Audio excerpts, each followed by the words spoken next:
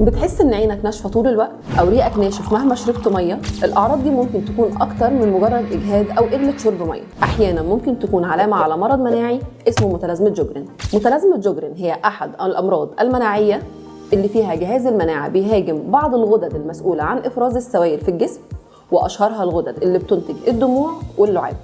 عشان كده من اشهر اعراضها جفاف في العين مع احساس بالرمد او حرقان جوه العين، جفاف في الفم وصعوبه في البلع او الكلام لفترات طويله، زياده فرص حدوث مشاكل في الاسنان بسبب قله اللعاب. لكن جوجرين مش دايما بيقف عند الغدد وبس، ممكن يصاحبه اعراض اخرى زي الم وتورم في المفاصل وارهاق شديد ومستمر وجفاف في الجلد، واحيانا تاثير على اعضاء اخرى حسب نشاط المرض. المشكله ان اعراض جوجرين ممكن تتشابه مع اعراض بسيطه بنقابلها يوميا، ده ممكن ياخر التشخيص لفتره طويله. تشخيص المرض لا يعتمد على عرض واحد وبس، لكن بيحتاج تقييم شامل عند دكتور روماتيزم ومناعه، وقد يشمل فحوصات وتحاليل معينه حسب حاله كل مريض.